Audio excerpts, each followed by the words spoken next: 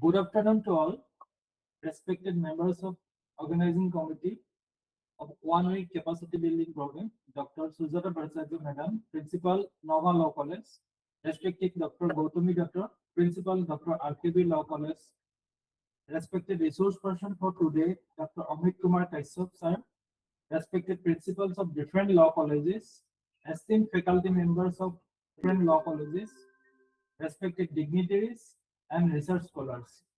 It is my privilege and great pleasure to extend a warm and heartfelt welcome to all for today's session on legal framework on cybercrimes and digital security in India. In an era where lives are increasingly intertwined with technology, the importance of a robust legal framework to safeguard digital spaces cannot be overstated. From protecting personal data to addressing sophisticated cyber threats, the legal landscape continues to evolve to ensure trust, accountability, and security in the digital ecosystem. We are truly fortunate to have with us today Professor Dr. Amit Kumar Kaisop is a professor and head of the Department of Law and head of the Center for Corporate Law Studies at the Institute of Law, Nirma University, Ahmedabad. Dr. Amit Kumar Kaisap sir is an expertise and experience in this domain will help us to understand not only the existing legal provisions but also the practical challenges in enforcement and compliance. Dr. Amit Kumar Kaisap sir has done his doctoral studies in financial securities law at Manipal University, Jaipur, and MBA LLM with specialization in corporate law and finance at National Law University, Jodhpur. Sir has authored several books and more than 40 research papers in national and international journals and regularly speaks at academic and professional forums on emerging issues in finance, regulation, and digital technology. Sir is also a consultant to various firms, including Cybera Legal Service, Ahmedabad, IIFC Private Limited Ahmedabad, and EIG Global Commercial License Europe. It is my privilege to state that Professor Amit Kumar Kaisap sir has experience to working as prestigious institutes such as GNLU, Indian Institute of Ahmedabad, Indian Institute of Rohtak, and AIIM Ahmedabad. Sir has professional experience working in companies such as Kotak Mahindra Bank, Mumbai, NTPC New Delhi, Zydus Tedila Ahmedabad, and VAL New Delhi. I am confident that today's deliberation will enrich our understanding of how law, policy, and technology intersect to combat cybercrime and strengthen the digital resilience. Your insights will undoubtedly guide us in fostering a safer and more responsible digital environment. We look forward to an engaging and enlightening session. May I now respectfully invite our esteemed resource person, Professor Amit Kumar Kaisap sir, to deliver the last technical session. Over to you, sir. Thank you very much, Pankaj sir, for such a nice introduction. And thank you, the authorities of the college, for inviting me to deliver my thoughts on such a comprehensive topic. And let me share my presentation with you. And I expect that this could be an interactive session because the law and legal framework of information technology and governance of cybersecurity is very, very comprehensive in India. So we are not far behind any nation. However, there are certain challenges since the beginning of this regulatory regime. So we will like to ponder upon together after this presentation through question and answers. If I request the host to give me the right to present, should yeah, it's working. I hope this slide is visible to all of you. Yes, sir, Yes, it's sir. visible. Okay. So, beginning from what we understand from cyber law, when we use this word cyber law or information technology law and security law, they all can be used interchangeably, right? When we talk about cyber law, we are basically talking about a space wherein we enter through connectivity, through internet, or through any communication means. And this space is a fictitious space, and we didn't had any law or regulation with respect to this space since 2000. And after 2000, there was an attempt made how to regulate this space, but because of the uniqueness of this space, we cannot have a complete law which can address all the issues. And because of this, regulating cyberspace has been challenging. And similar challenges has been faced by the other countries as well, right? It's not unique to us, but similar challenges are there, with other countries. So cyber law is basically the legislation which govern online communication, online transactions, buying and selling of goods, doing transactions with the government through online government portals.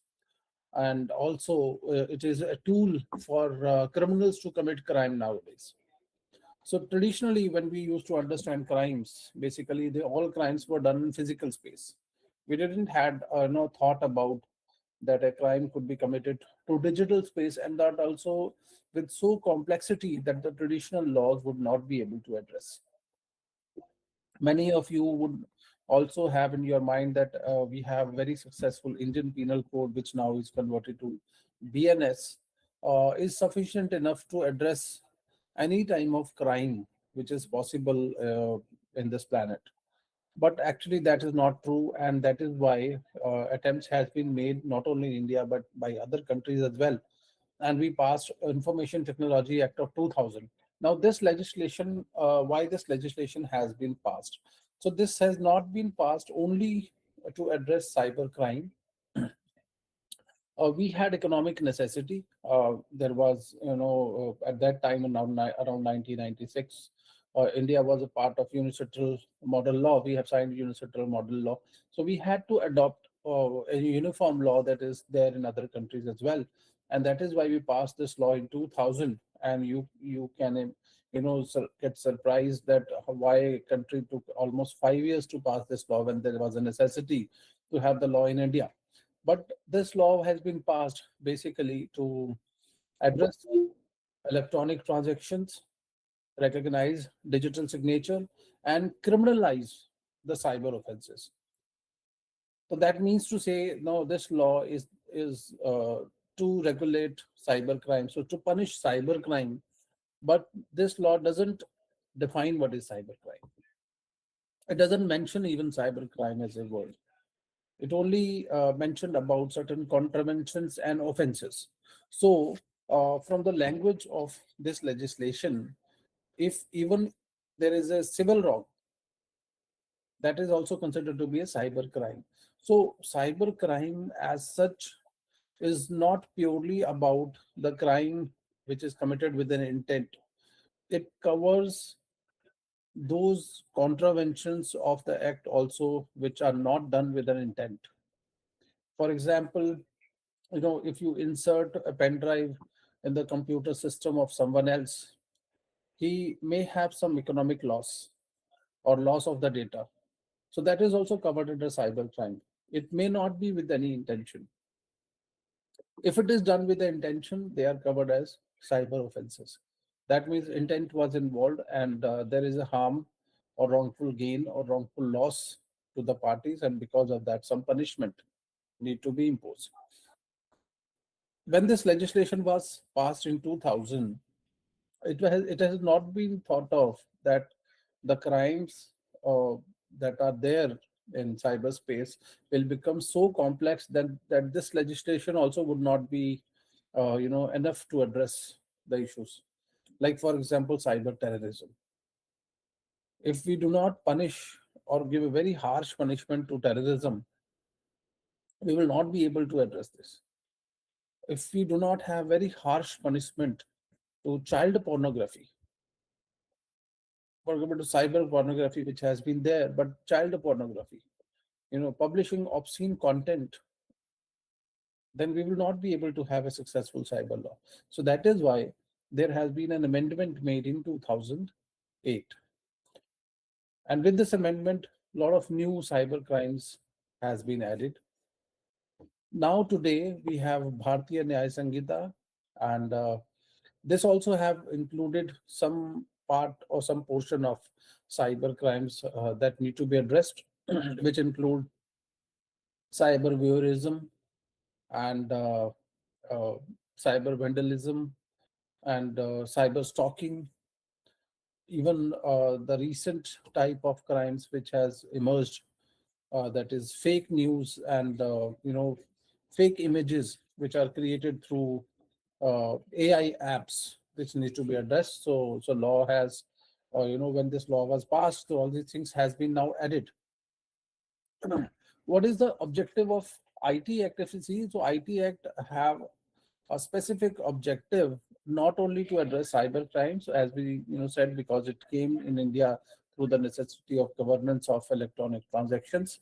So the objective is legal recognition of electronic records and digital signature, so that government could be able to have e-governance platform, would be able to recognize e-commerce transactions, and also would be able to recognize what are those transactions which are secure, right? So how the security would be implemented. Secondly, it is basically to facilitate e-commerce and secure electronic governance, prevent hacking, identity theft, and online frauds. So it prevent not all types of hacking. It prevent only those hackings which are done with intent to commit a crime. So hacking would not be a crime per se. And also establishing liability rules for the intermediaries and governing the infrastructure with respect to intermediaries. So these intermediaries are those people, those who are providing various services to us, from the seller to buyer, or from service provider to the consumer. Take an example like a bank. If the bank is providing us net banking services, then bank is intermediary. If we are reading electronic journals in electronic medium, then electronic medium is intermediary. If we are watching movies on Netflix, then Netflix is also